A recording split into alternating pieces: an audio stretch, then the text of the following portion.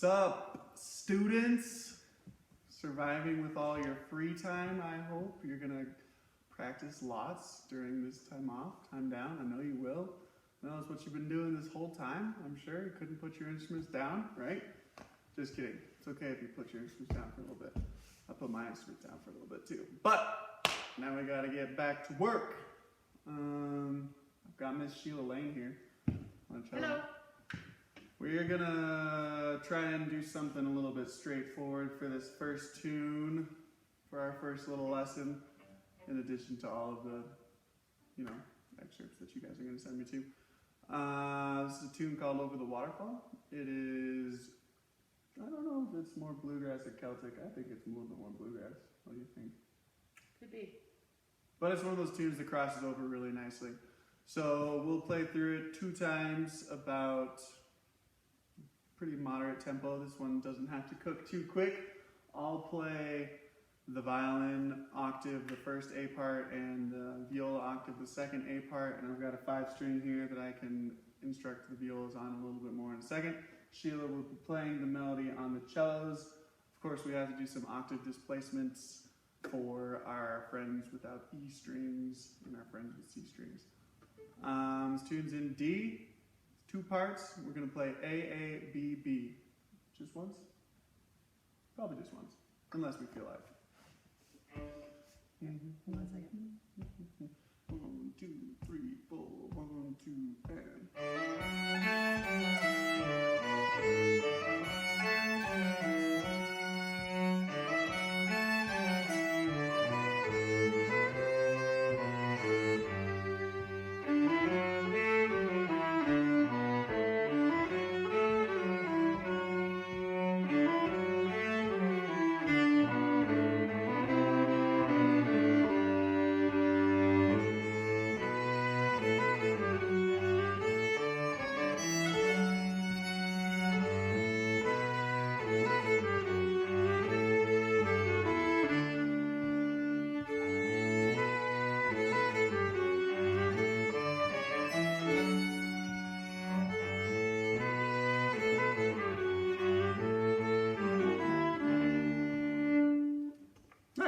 Lovely.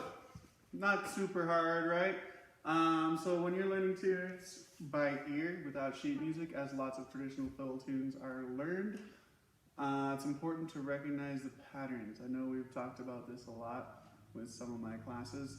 And to recognize patterns, you recognize the repetition. Good music repeats, right? Even the pop tunes that you hear on the radio, there's lots of catchy hooks that you hear again and again and again.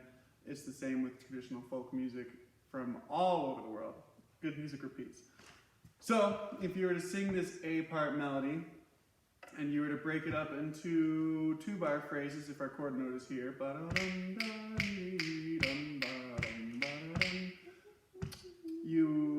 I held up my hands, 2-bar phrases, right? We've got 8 bars in the A part, so I'll hold up 4 fingers. Which parts would be repetitive? And even within those parts that I play, that I sing, you'll hear some repetition at the beginning of phrases too. So, it sounds something like this.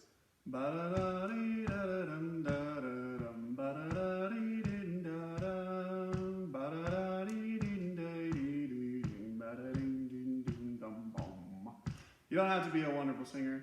You just have to make sure that you know where the pitches are and your voice can melodically dictate the contour of the melody, otherwise you're dead in the water. If you don't hear it here, then you won't be able to play it here. So, out of those 4 parts, 3 of them started the same, right?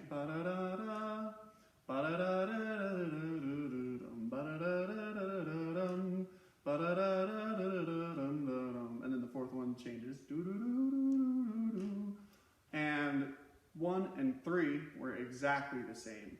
2 had a little bit of a different ending, but 1 and 3 were exactly the same. So just by recognizing that and opening up the melody into those 4 chunks, now you can hear it, and you don't have to memorize every individual note. Now you're just trying to memorize 4 chunks of music. In reality, 3 chunks of music. In reality, 2.5 chunks of music, rather than every single individual note, right? I love that music is chunky. Music is chunky. Exactly. So we are in D, meaning that we're going to start our melody on D. And the first phrase is just going to start with a ascending scale almost from D, E, F sharp. And for violas and cellos, you'd be down an octave down here. Yes, exactly. Let's just do that one more time. Ready. Nice. One more time. Ready. Now if I were to sing it back to you, ba-da-dum, bum, ba-da-dum. So D, E, F sharp, A, G, F sharp, E. So just try A, G, F, E, or on the cello and viola, you'd be. One more time, just that. Nice, you put those phrases together and you have ready.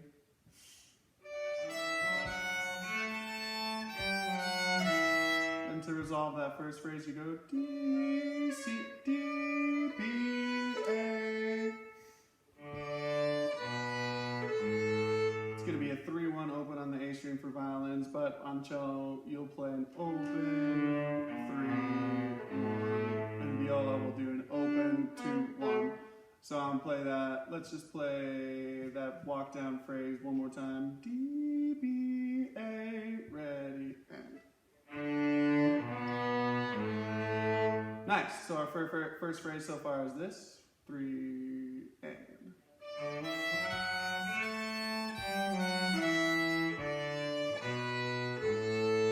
Nice. Let's do that 3 more times in a row. One more time in the fiddle octave, then I'll drop down. Ready.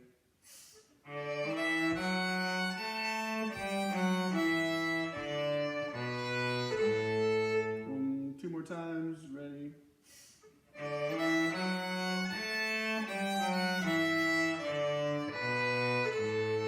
Last time I'm going to drop to the viola octave now. Ready.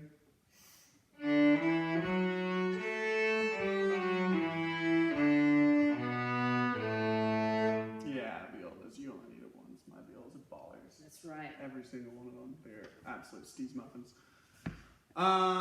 So now, the second phrase we heard when I sang it back, it starts the exact same with that little scale up. Ba-dum, bum, bum, ba-dum, dum. And then you just resolve on a F sharp. So, let's just try that, starting on the D, 2, and.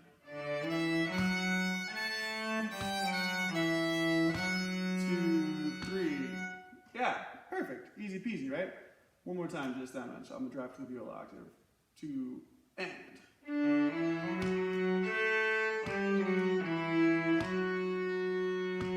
Excellent. So this is what we have so far.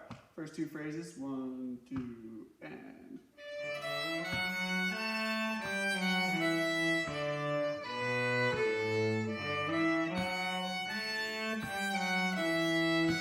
To repeat first phrase.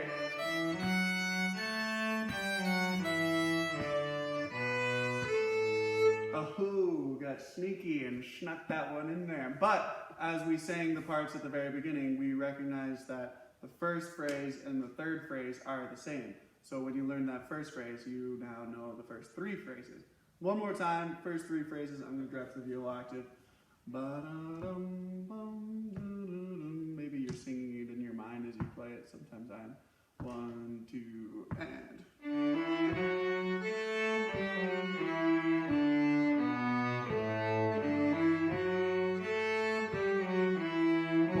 2, and.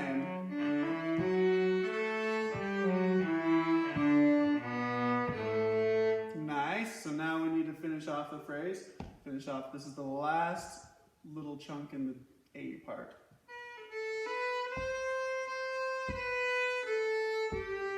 Nice and simple. A, B, C, C, B, A, G. Those are C naturals, low 2s on the A string. It's an accidental because this piece is actually in D, but course, we know that D's have C sharps, but this is a C natural, low 2s, and that means normal 4s and normal 3s for the violas, which is really nice for you.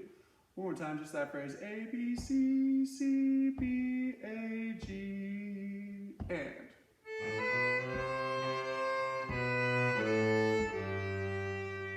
Nice, I'm gonna drop to the viola octave now, ready.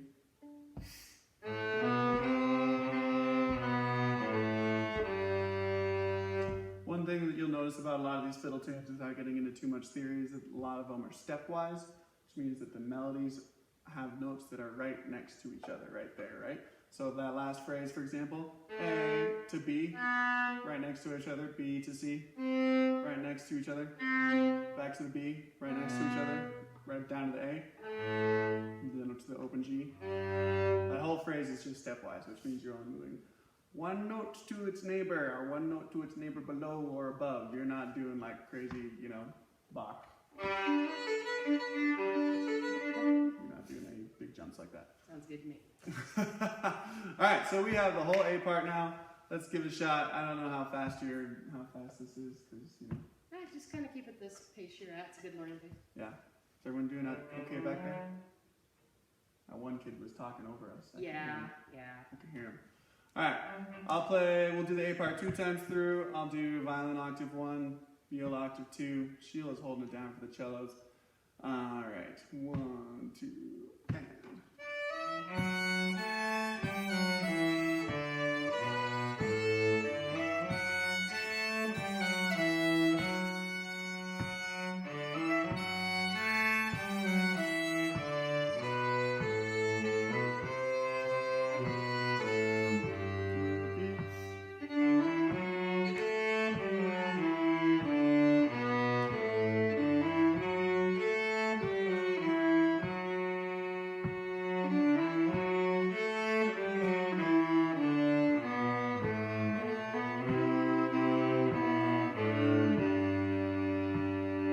Excellent, nice, okay. That's the whole A part. That's the whole A part. So by recognizing those patterns, you can learn it a lot easier.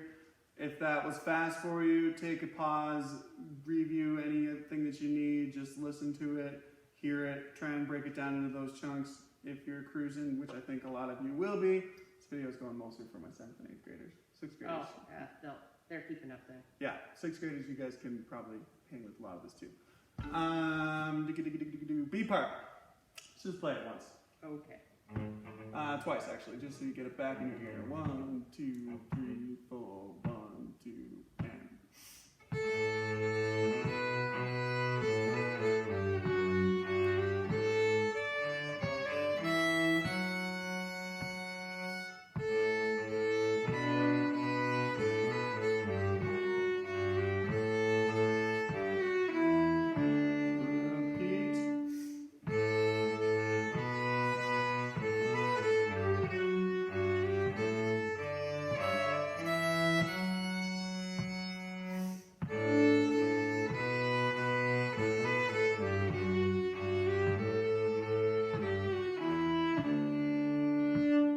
Lovely. Not so bad, right? So if we were to use the same strategy that we learned the A part with, we break it down into chunks. It's going to be another 8-bar phrase. We try and find the patterns in those chunks, right? So, singing it, da da da da da da da dum, is going to be our first phrase of 2 bars, right? Ba da da da da da dum da dum ba da ba da dum dum. Just like the A part now, the first and the third are going to be the same. Ba-da-dum bum ba-da-da-dum ba-da-dum bum ba-da-dum dum. One more time singing. Ba-da-da-da-da-da-dum ba-da-dum bum ba-da-dum bum. Ba-da-da-da-da-da-dum ba-da-dum ba-da-da-dum. So a lot of these fiddle tunes you hear almost as a question as an answer or a call and response, like da-da-da-da-da-da-dum is Da-da-dum-dum, da-da-dum-dum. and then ba-da-da-da-da-da-dum. Ba-da-dum-bum, ba-da-dum-bum. Yes, that's like a conversation. Sheila is. and I just had the best chat. Yeah, love music chats. All right, so I'm gonna jump onto my 5-string real quick because Ooh, fancy. violas, you'll need your C string a little bit for this one. I'm trying to avoid you guys shifting too much on this first lesson, so we're gonna just displace the octave a bit.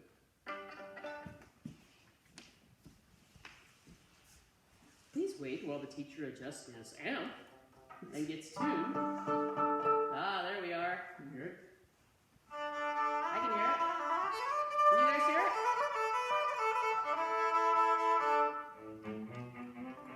Okay, so I'll do the violin octave first. This first little phrase sounds like this.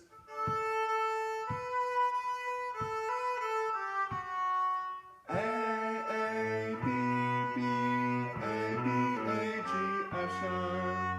Yeah, one more time, just that. 2, 3, and.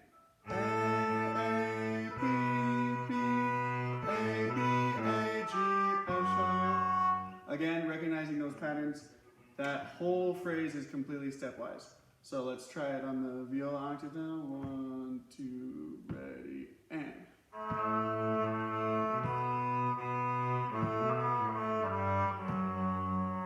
Nice, make sure you've got that F sharp. C string is going to be high 4 for the cellos, high 3 for the violas. One more time in that octave. 1, 2, ready.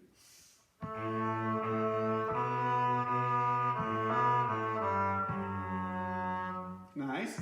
All right. A, B, B, A, B, A, G, F sharp, G, F, G, A, D, C, B. Or sorry. F, G, A, D, C, D, E, F sharp. That's a little bit tricky. Let's take that one way note. F sharp, G, A, D, ready, and. Just that much again, nice, ready, and. Nice, I'm going to go down to an octave now. Oh, there we go. Okay, start on the F sharp, ready, and.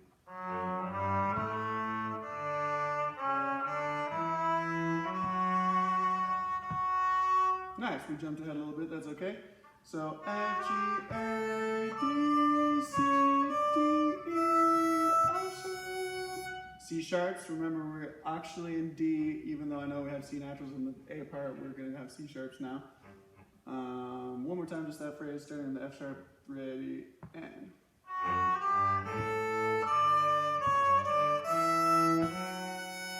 Nice, last time, I'm going back down to the C string, ready, and. Oops, sorry, ready, and.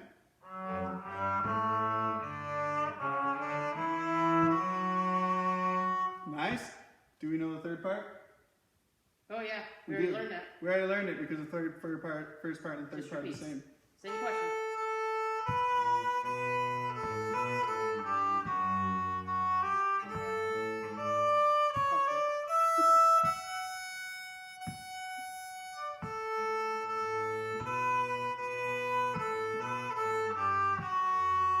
Yes, yes, yes, yes, yes, yes. One more time. Let's do that. First 3 parts, you've got your question, your answer, and then the same question. I'll start down here. 1, 2, ready, and.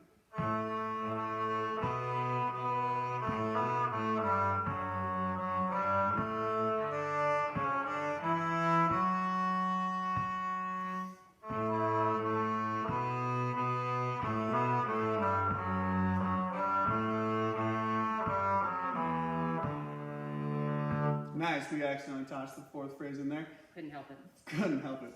4th phrase is a really simple resolve.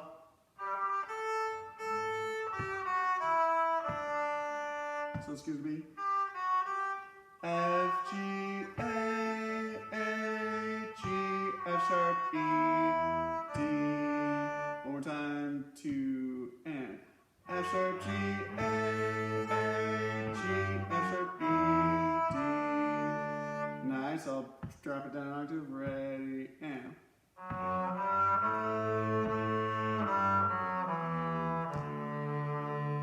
Alright, whole beat part. Ready? Feel it. 1, 2 times here. 1, 2, ready.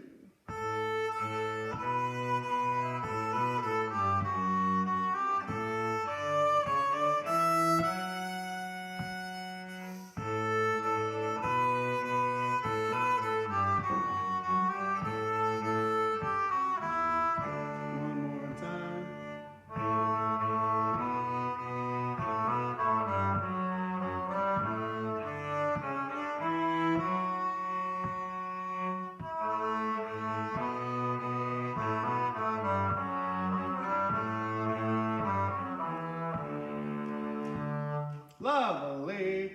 All right, so that's all of Over the Waterfall. Let's try it a little bit up to tempo, and that will be the first lesson. That's about all we want to do. Just take you through the melody, learn it by ear. I'll attach some music in various clefs, alto clef, bass clef, treble clef. But if you can avoid using it, try to, just because this is a primarily ear training lesson. We're trying to remember to recognize patterns, recognize which patterns are stepwise.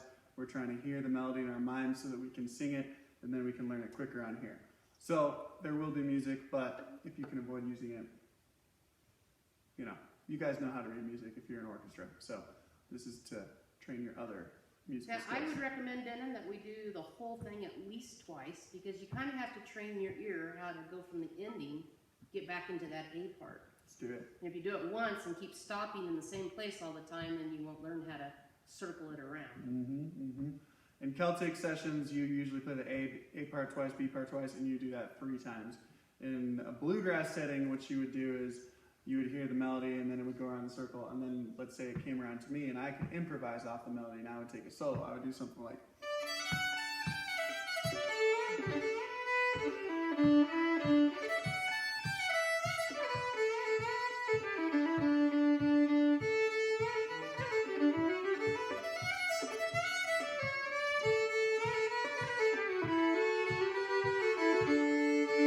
something like that. You can still hear the melody in there, but you're making up your own stuff as well.